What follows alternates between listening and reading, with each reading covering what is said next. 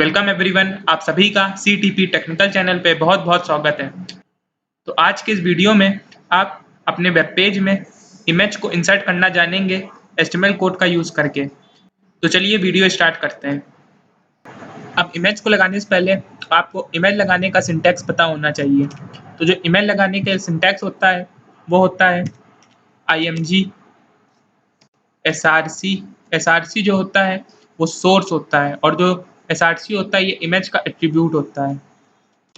फिर equal to, फिर इसके बाद आपको जो भी इमेज लगानी उसका आपको यहाँ URL डालना होगा उसके एक्सटेंशन के साथ। अब यहाँ पे एक ये जो ट्रायंगल नाम की इमेज है इसे मैं अपने वेब पेज में लगाऊंगा। तो उसके लिए मुझे इसकी प्रॉपर्टीज में जाना होगा, फिर इसका लोकेशन जो भी है उसे कॉपी कर लीजिए, फिर इसके बाद यहाँ पे पेस्ट कर दीजिए। अब इसके बाद आप यहाँ फॉरवर्ड स्लैश या बैक स्लैश जो लगाना चाहे वो लगा सकते हैं। फिर इसके बाद आपको यहाँ पे जो भी इसका नेम है वो आप कॉपी करके पेस्ट कर दीजिए। अब इसके बाद इसका जो एक्सटेंशन है वो आपको लिखना है। इसका एक्सटेंशन जो है वो .png है, तो मैं यहाँ .png कर देता हूँ। तो ये है HTML में इमेज को लगाने का तरीका। तो अब आपको, क्योंकि इमेज टैग जो है वो एम्प्टी टैग है, तो आपको क्लोज करने की कोई ज़रूरत नहीं है। तो अब आप यहाँ पे सीधा बॉडी टैग को क्लोज कर सकते हैं, फिर इसके बाद HTML क्लोज कर दीजिए। अब मैं इसे डेस्कटॉप पे ही सेव कर दूंगा। मैं इसको इमेज नाम से सेव कर देता हूँ, image.html।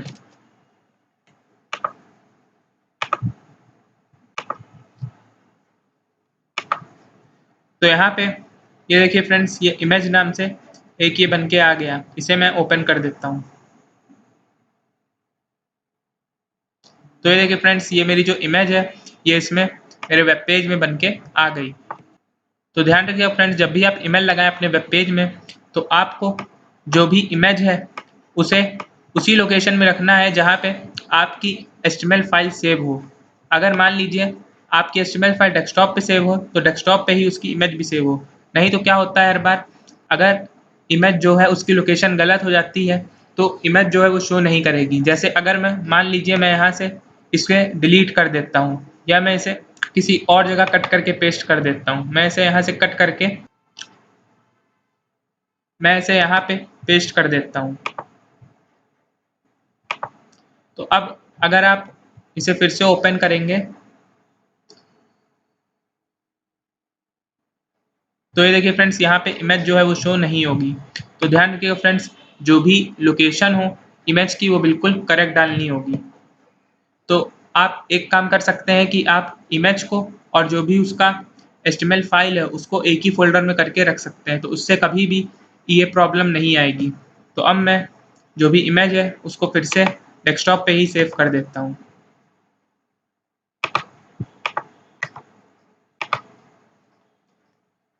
तो अब अगर आप चाहें तो जो इमेज है इसकी विड्थ भी सेट कर सकते हैं और इसकी हाइट भी सेट कर सकते हैं, क्योंकि जो विड्थ और हाइट होता है ये दोनों इमेज टैग के ही एट्रीब्यूट्स हैं। तो अब मैं इस इमेज की विड्थ और हाइट सेट कर देता हूँ। ध्यान रखिएगा फ्रेंड्स, जो भी आप विड्थ सेट करें वो थोड़ी बड़ी होनी चाहिए हाइट से। तो अगर आप विड्थ को 100 करते हैं तो हाइट इसकी 50 कर दीजिए। फिर मैं इसे सेव कर देता हूँ। तो जब आप इसे ओपन करेंगे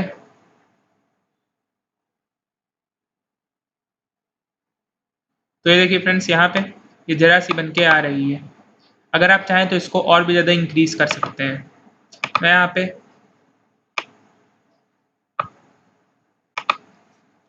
इसे 500 कर देता हूँ और इसको 400 कर देता हूँ। तो इस तरह आप अपने वेब पेज में इमेज को सेट कर सकते हैं।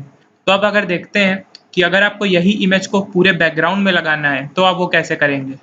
तो उसके लिए आपको फिर से नोटपैड पे जाना होगा। तो अब इमेज को बैकग्राउंड में लगाने के लिए आपको एक एट्रीब्यूट का यूज़ करना होगा जो कि बॉडी का होता है। बैकग्राउंड, इस एट्रीब्यूट को आप यूज करिए। इस एट्रीब्यूट से क्या होगा कि आप बैकग्राउंड में इमेज को लगा सकते हैं। तो अब अगर मैं चाहता हूं कि मैं इसी इमेज को बैकग्राउंड में लगाऊं, तो मैं इस इमेज को यहां से कॉपी कर लेता हूं। फिर मैं इसको कॉपी करके यहाँ पे पेस्ट कर दूंगा। फिर इसके बाद मैं ये जो इमेज है इसको मैं हटा देता हूँ, नहीं तो ये आपस में मिल जाएंगी तो आपको समझ नहीं आएगा। तो मैं इसको यहाँ से रिमूव कर देता हूँ। तो अब मैं इसे सेव करके और रन करके दिखाता हूँ। जब मैं इसे रिलोड करूँगा तो ये देखिए फ्रेंड्स, ये जो इमेज है पूरे बैकग्राउंड में लग के आ रही है। तो इस तरह आप HTML का यूज़ करके अपने वेब पेज में इमेज को इंसर्ट कर सकते हैं। तो अगर वीडियो पसंद आया हो तो लाइक करिए और चैनल पर नए हो तो सब्सक्राइब कर दीजिए। Thanks for watching my video.